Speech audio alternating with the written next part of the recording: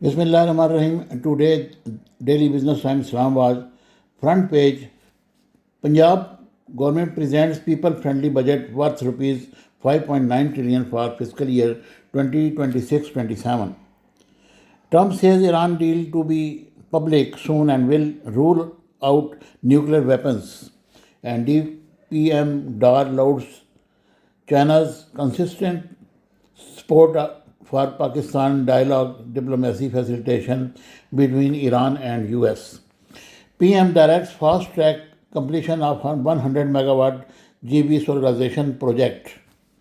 And government committed to resolve Balochistan issue through collective efforts, says Asif.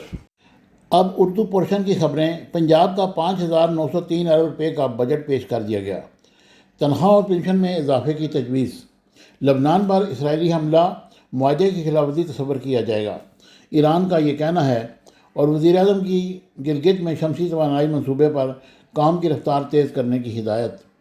اور کشمیر میں foreign funds تنظیم ماجروں نشستوں کو بلیک میل کر رہی ہے. خواجہ آصف. خطے میں کشیدگی کے خاتمے کا کریڈٹ پاکستان کو جاتا ہے، محسن نقوی. اور پنجاب حکومت کا بجٹ سرپلس سوشل سیکٹر پر فوکس کیا ہے، عظمیٰ بخاری. اور پاکستان سفارتی محاذ پر اہم کامیابیاں حاصل کر رہا ہے، رانا قاسم نون. اور پنجاب حکومت اس سلسلے میں بہت ساری پیش رفت بھی کر رہی ہے. اور اس کے علاوہ پیج 2 پر گوڈز ٹرانسپورٹ راولپنڈی کا آزاد کشمیر کے لیے سپلائی معطل کرنے کا اعلان. اور محرم حرام سیکورٹی و ایمرجنسی انتظامات. مری میں لارج سکیل ایکسرسائز کا انعقاد. اور تمام مکاتب فکر کو تبلیغ کی مکمل اجازت نہیں دی جائے گی، اسلامی نظریاتی کونسل. اور مسئلہ کشمیر بنیادی طور پر سفارتی محاذ پر اہم کامیابیاں حاصل کر رہا ہے.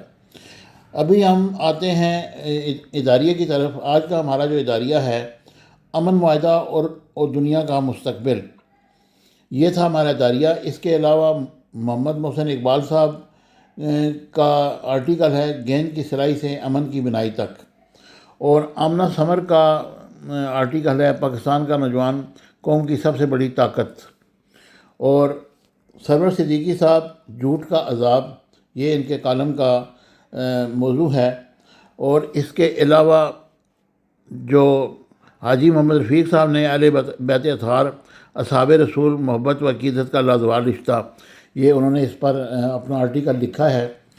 اور جمہوریت ساختیاتی کرپشن، یہ شیخ جابر صاحب کا اداریہ ہے. اس کے علاوہ پیج 5 پر Pakistan Uzbekistan reform commitment to railway cooperation regional connectivity. اور photo exhibition in Istanbul honour Quaid Azam 150th birth anniversary. یہ تھے آج کے اخبار کے اہم خبر.